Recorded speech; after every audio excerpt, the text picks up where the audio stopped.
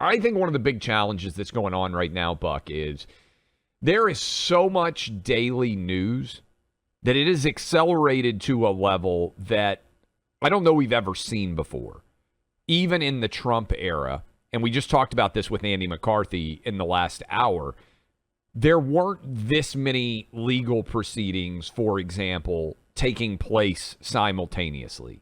And I think we have such a drinking from a fire hose effect that many people are locked in, and it's almost impossible to move them off of whatever they believe in many different directions right now. And I asked you this question off air, Buck, as it pertains to this lawsuit civilly with $5 million in damages. The jury, by and large, found that Trump didn't rape E. Jean Carroll, but that he should pay her millions of dollars in damages because he said that she was making it up and had defamed her. Now, I don't know about you, but if somebody accuses me of rape and I didn't do it, the first response is, I didn't do it, and you call out whether or not this woman is being truthful. Now, the jury did find that there was a sexual assault, but I'm actually surprised. I had talked about on this program, Buck, that I thought the jury might hit Trump with hundreds of millions of dollars in damages just because they could. I don't know that the Trump legal team will say this, but I think on some level they have to view this as a victory because the jury rejected the claim that he raped her, and the $5 million, which is going to be appealed, is for Trump kind of a rounding error, Buck. It's not a substantial impact to his finances. I think people also just instinctively recognize that, yes, it's a civil trial, but to come to, and what they wanted was obviously a court to find that Trump raped a woman. That was the fact that there's no criminal attachment and there's not a criminal standard of evidence. In fact, there's really no evidence for that. I mean, what Andy was referring to before, I mean, it would be hearsay usually, right? They've loosened the rules around that a little bit, but someone saying something to someone a long time ago, there'd be a fight over the admissibility of that on a whole range of things. Also, the statute of limitations being waived so they could even bring this as a civil case. So, I mean, there's a lot of sort of scheming of the system going on here. But I think that people instinctively understand that to come to an adjudication that someone committed a rape on the basis of no evidence whatsoever, no police report, no forensic evidence, no contemporary, witness even to her after the fact, nothing, right? That means that anyone could just get it lowers the bar of evidence so much. Who couldn't be accused, as a man, of rape 30 years ago, and it just turns into if I don't like this guy, I guess I'll just say that he did it, right? So I think the jury is to be, at least at some level, I think the jury at some level understood the stakes here and how this would be a precedent that's really damaging. I mean, this is kind of how I felt about the whole Kavanaugh thing.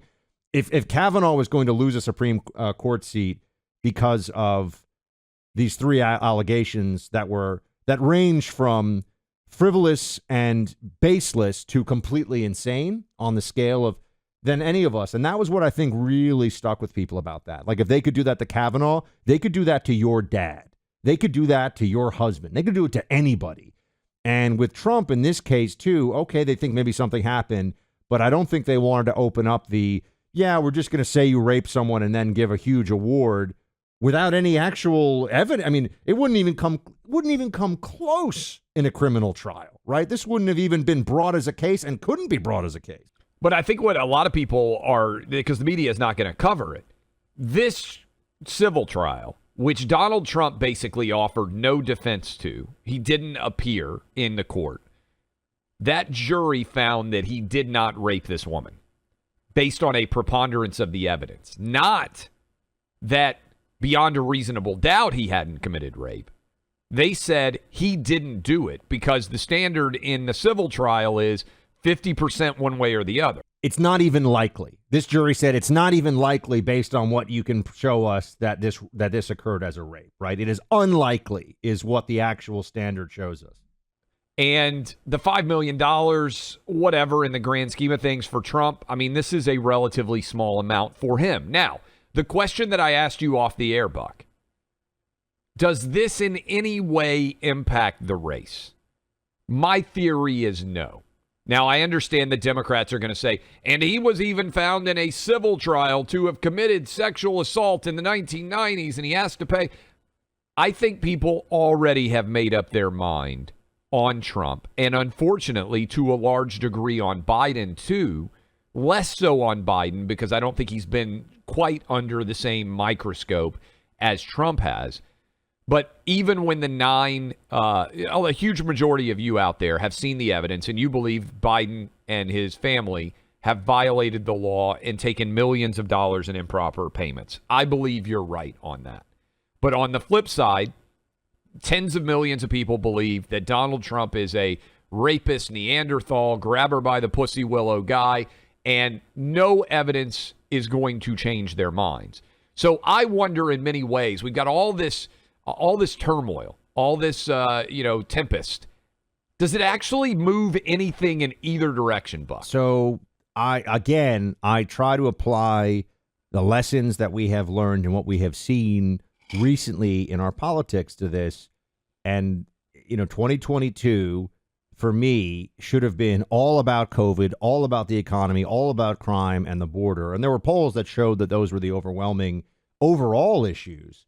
But on the margins and where it counted, for independents, for college-educated voters in swing states, for white, female, suburban voters, yep, threats to our democracy and, scaremongering over abortion restrictions became important in those very narrow, in those narrow demographics that, unfortunately for us, determined a lot of these big races.